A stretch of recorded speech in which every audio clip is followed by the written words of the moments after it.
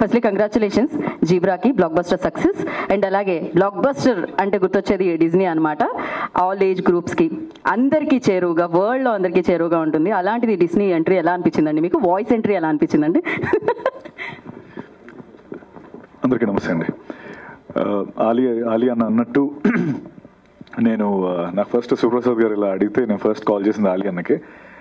అన్న ఇలా అడుగుతున్నారు అంటే వాయిస్ ఇంకా దగ్గర పెట్టాలి, అది కొంచెం బొంగురిపోయింది, సారీ. అంటే ఇందాక ఏం చెప్పారు అదే చెప్పారు.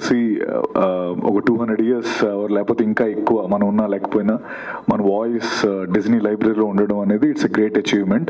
డిజ్నీ అన్నది ఒక పెద్ద సంస్థ, ఆ సంస్థలో నీ వాయిస్ ఒక క్యారెక్టర్ నువ్వు ఇస్తున్నావు అంటే అది one of the greatest things అని చెప్పడం జరిగింది. అందుకే నేను అన్న అడ్వైస్ తీసుకుని ఈ సినిమాలో చేశాను. మోర్ ఇంపార్టెంట్లీ నేను సీత మార్కెట్లో సిరిమల చెట్టు అనే సినిమా నా second cinema. First mister perfect తర్వాత ఆ వెనకాల నలుగురిలో ఆడవాడు బాగానే చేశాడని చెప్పి సీత మార్కెట్లో కూడా తీసుకున్నారు. మళ్ళీ నలుగురిలో ఒకటి కింద ఓకే తీసుకుంటే అందులో నా ఫస్ట్ సీన్ వచ్చి ఎస్ఆర్ నగర్ ఉమేష్ చంద్ర గారి స్టాచ్యూ పక్కన ఒక పొడిగాడు బిల్డింగ్ ఉంటుంది. ఆ బిల్డింగ్ పైన ఒక నలుగురు ఫ్రెండ్స్ కూర్చొని, ఒక ఫ్రెండ్ నా మీద ఇలా చేసి ఇలా చేసి ఎదురుగా ఉన్న ఒక పోస్టర్ని చూపించి మాట్లాడుతూ ఉంటాడు.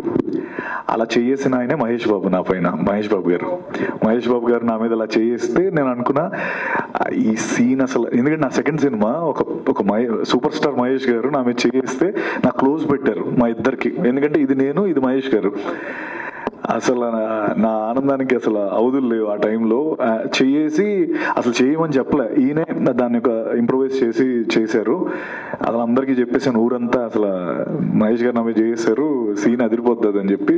కాకపోతే సినిమాలో సీన్ లేదు, అది డిలీటెడ్ సీన్స్ లో వచ్చింది.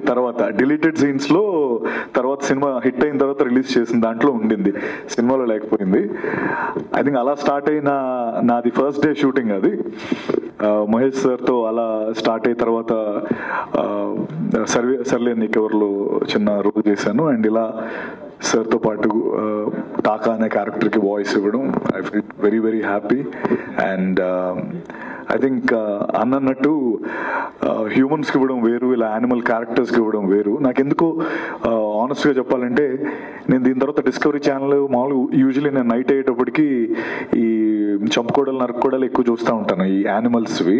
ఈ ఊరికే అదొక ఏంటో జోన్లోకి వెళ్ళిపోయా. అయితే ఈ లైన్స్ సడన్ గా చూడగానే ఏదో మన తమ్ముడు అనేలా అనిపించింది ఆల్ ఆఫ్ సడన్. బికాస్ ఒక 3-4 days నేను ఈ వాయిస్ కి చెప్పడం, ఆ క్యారెక్టర్ ఎమోషన్ లో ఉండడం వల్ల నాకు ఏంటో ఏదో మన ఫ్యామిలీ మెంబర్స్ లా ఓ ఫీలింగ్ వచ్చింది.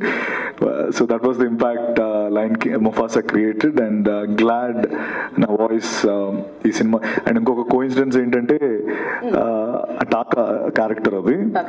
So Taka is none other than తర్వాత is a brother of Mufasa, కానీ he's also known as Scar. So ఆ రెండు ఏదో అలా యాదృచ్ఛికంగా కలిసాయి. And thank you Disney, thank you Shivaprasad garu for choosing me. And Mayur, thank you so much. Glad I'm part of this wonderful, beautiful film. నేను cinema అంతా చెప్పాను, చూశాను. మహేష్ గారి యూజువల్ అంటే ఆ పంచెస్ అద్భుతంగా పేలే. ఈ సినిమాలో మీరు చాలా బాగా ఎంజాయ్ చేస్తారు. మా ఇద్దరు camaraderie and everything work really well. Thank you so much నాకు ఈ అవకాశం ఇచ్చినందుకు. అండ్ మేబీ ఇంకా ఎన్నో ఉంటాయి కదా చెప్తానండి. Thank you. Very nice. ఓ మీరు స్కార్ అంటే ఇది చూపించారా? ఓకే అప్పుడే స్కార్ పడింది దీని వలన, డిజ్నీ వలన, ఫ్యూచర్ లో రాబోయే దీని వలన. Okay, crazy. And one final question Satya to you. Like ఏంటి అంటే మీకు ఏమైనా do you remember any line? ఏది ఒక్కసారి ఏదైనా? అదా సరిపోయింది, తినడానికి సరిపోయింది. ఇంకో తెంగరోడు తోడేడు మనకి. That's crazy. అండ్ ఈ డైలాగ్ తో మేము మీడియాకి ఇచ్చేద్దాం అనుకుంటున్నాము. We have a Q&A session with media. So